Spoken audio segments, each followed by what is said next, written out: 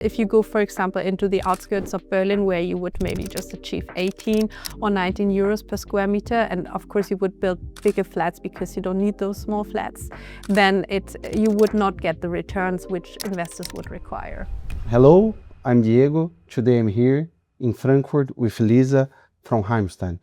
Lisa, before we start, can you please give us a little background from your company and your role, please? So I'm head of investment for Heimstein in Germany. So my focus is basically to be in charge of the investment strategy, also portfolio optimization. We have a large portfolio of 30,000 units alone in Germany, majority in Berlin and Hamburg.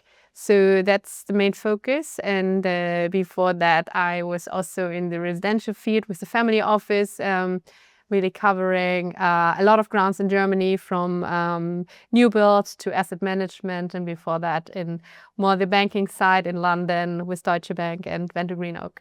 With this new macroeconomic reality, how you evaluating the general investment landscape today in Europe? Very cautious, very slow. I think like 2 expos ago, we were expecting a recovery to happen basically that year, next year.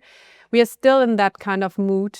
We have seen some rises, but really falls again in terms of sentiment. Last MIPIM, you could still feel that people are very patient and looking out. There's opportunities out there, there's capital out there, but it's very selective. Given your deep experience in the repositioning assets, how are the institutional investors currently balancing their drive for strategic acquisition against the need of ongoing portfolio optimization? I mean, speaking from our view, we do focus a lot of attention on the portfolio. So there's a lot you can do if you have already existing assets. So you can really manage to green, you can optimize for NOI, you can really see when you have a churn and that you basically invest into the apartments to achieve a certain rent later. So I think there's a lot you can do in your own portfolio in terms of new strategies or acquisitions. You have to be very specific with your strategy. Of course, it depends on what your return expectations is, but talking about residential, there is a lot of appetite right now, either for value-add portfolios where you can buy them very cheaply at the moment and then invest, manage to green, optimize, but you need to have the right people on the ground. You need the expertise because it's a really nitty-gritty work to invest the capex, to have rents increase. You cannot really put all the investment onto the rents. It's a very case-by-case definition here as well.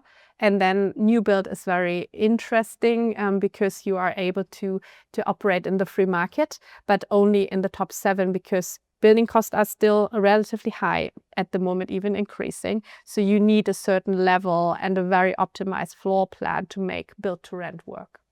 Talking about, you just mentioned the construction costs.